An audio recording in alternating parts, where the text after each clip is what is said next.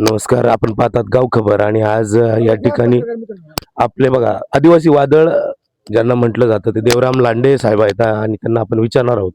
माजी झेडपी सदस्य आहेत. आपण त्यांना आता या दिवसभर चाललेल्या आमरण उपोषणाच्या दरम्यान ते इकडं आता भेट देण्यासाठी दिवसभराचा व्याप करून इकडे आलेले आहेत. आपण त्यांना विचारणार आहोत की नमस्कार दादा. नमस्कार पत्रकार मित्रांनो. इथं खरं तर आम्ही आंबेगावचे आमचे ग्रामस्थ आमरण उपोषणासाठी बसलेले आहेत. आमचं उपोषण आहे 8वीचा वर्ग चालू व्हावा. शासकीय आश्रमशाळा आंबे 7वी पर्यंत त्या ठिकाणी वर्ग आहे आणि 2013 पासून आम्ही प्रयत्न करतोय. आज अक्षरशः आमच्यावरती खरं तर हा टेंबा घेऊन या ठिकाणी उपोषण करावं लागतंय. दुर्दैव आहे आमच्या आदिवासी विभागाची.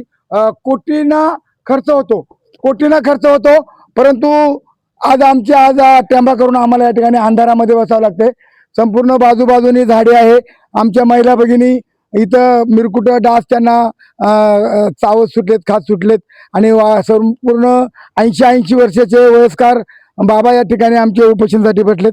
पत्रकार मित्रांनो, तुम्ही खरं तर आमची दखल घेतली.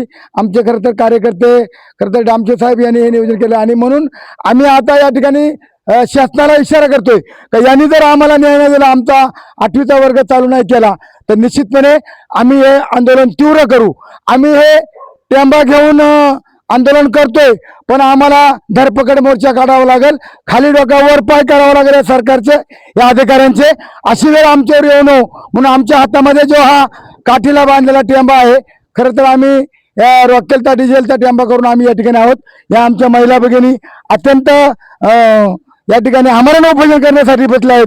म्हणून आमची मागणी एकच आहे, 8वीचा वर्ग 8वीचा वर्ग 8वीचा वर्ग 8वीचा वर्ग 8वीचा वर्ग. तर अशी मागणी आमची आहे.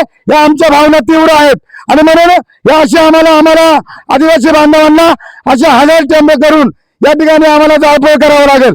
आम्हाला तीव्र आंदोलन करावं लागेल आणि म्हणून याच टेंब्याने आम्हाला जाळपोळ करावं लागेल. आम्हाला न्यायासाठी, हक्कासाठी या ठिकाणी पत्रकार मित्रांनो आम्ही काय मागतोय, आम्ही काय स्वार्थ मागत नाही. आमच्या मुलांच्या शिक्षणासाठी फक्त आम्ही 8वीचा वर्ग मागतोय आणि 6 गावासाठी आम्ही कर्तव्य बांधतोय आणि म्हणून या ठिकाणी वयोवृद्ध आमची माणसं असतील, आमच्या आया बहिणी असतील, आज आम्हाला घोडेगाव कार्यालयाच्या समोर या ठिकाणी टेंबा करून उपोषण करावं लागतंय. याची दखल या शासनाने घ्यावा, या अधिकाऱ्यांनी घ्यावा. शासनाने जर दखल नाही घेतली तर याचे परिणाम शासनाला भोगावे लागतील. अशा प्रकारचा कडक इशारा मी संपूर्ण आदिवासी बांधवांच्या वतीनं या ठिकाणी करतोय. मी अधिकचं काय न बोलताना पत्रकार मित्रांनो, अरे सरकारचं करायचं काय, अरे सरकारचं करायचं काय, हे सरकारचं करायचं काय, अशा प्रकारच्या तीव्र भावना आमच्या आहेत. आम्ही जे बोलतोय हे आमच्या विद्यार्थ्यांसाठी, आमच्या शाळेसाठी बांधतोय.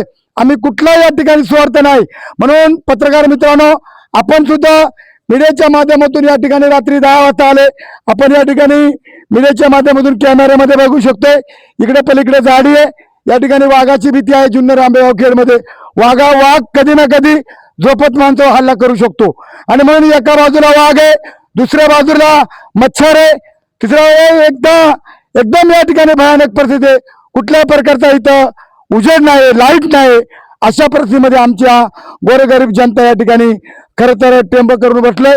या ठिकाणी मी अधिक ठिकाणी बोलता परत एकदा मी या ठिकाणी या आमच्या 2 दिवसामध्ये न्याय नाही भेटला तर आमच्या आंदोलन तीव्र होईल. इथं उपोषणला एवढी माणसं भेटल्या 100 हजाराच्या संख्येने लोक धरपकड मोर्चा काढतील, आंदोलन करतील. अशा प्रकारचा इशारा संपूर्ण पुणे जिल्ह्यातून, महाराष्ट्रातून असणाऱ्या संपूर्ण आमच्या जेवढ्या आदिवासी संघटना आहेत त्या येऊन या ठिकाणी तीव्र आंदोलन करतील. जय हिंद, जय महाराष्ट्र, जय आदिवासी. लांडे साहेब, आपल्या माध्यमातून काही अधिकाऱ्यांशी संपर्क झालाय का? आम्ही अधिकाऱ्यांची सकाळी 11 वाजेपासून संपर्क करतोय. आम्ही ATC कार्यालयाशी करतोय. आम्ही आयुक्त नाशिकच्या मॅडमला फोन केला. आयुक्त मॅडमनी खरं तर फोन उचलला नाही. आम्हाला त्याचं खरं तर हे वाटलं आणि खरं तर आम्ही उद्या आदिवासी मंत्र्यांना पण फोन केला. आदिवासी मंत्र्यांचा फोन लागला नाही. उद्या आम्ही दिवसभर प्रयत्न करणार आहेत. परंतु आमचं ठाम मत आहे की आम्ही 8वीचा वर्ग सुरू झाल्याशिवाय आम्ही उठणार नाही, अशा प्रकारची आमच्या ग्रामस्थांची आणि आमच्या महिलांची मागणी आहे. आपलं शिष्टमंडळ त्यांना भेटायला गेलं होतं, तर त्यांना काय रिप्लाय दिला? शिष्टमंडळ आम्ही भेटायला गेलो होतो 2 वेळा. खरं तर प्रकल्प अधिकारी नवीन आहेत, त्यांना 4-5 दिवस झाले इथं रुजू होऊन, त्यामुळे त्यांना फारशी काय ह्या प्रकरणाची माहिती नाही.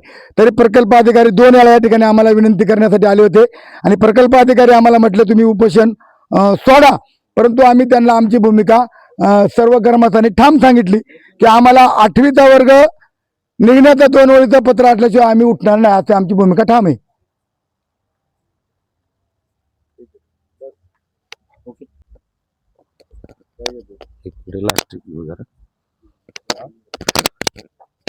चालू केलं ना लांडे साहेब? आता या आपल्या माध्यमातून या आंदोलनाची तीव्रता कशी वाढवली जाईल की काय काय होईल? या आंदोलनाची तीव्रता गंभीरपणे वाढवली जाईल. कुठल्याही प्रकारचा आम्ही मागे सरणार नाही. आम्ही हा टाकलेला पाऊल आणि आमच्या महाराष्ट्रातील जिल्ह्यातील सर्व संघटनेला उद्या आम्ही व्हॉट्सअपद्वारे कळवले जाईल. जर आम्हाला न्याय नाही भेटला तर महाराष्ट्रातील संपूर्ण आमच्या संघटना पेटतील.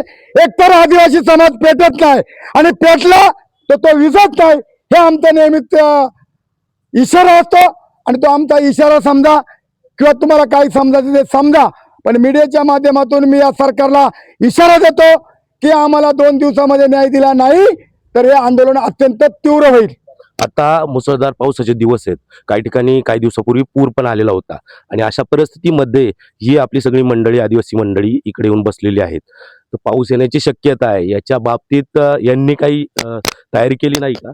याच्या बाबतीमध्ये जर आमच्या याच्या एकाही माणसाला काही कमी सरळ झालं, दुखापत झाली किंवा काही कमी सरळ झालं, याला संपूर्ण जबाबदार हे सरकार असेल, अशा प्रकारचा इशारा मीडियाच्या माध्यमातून मी देतो.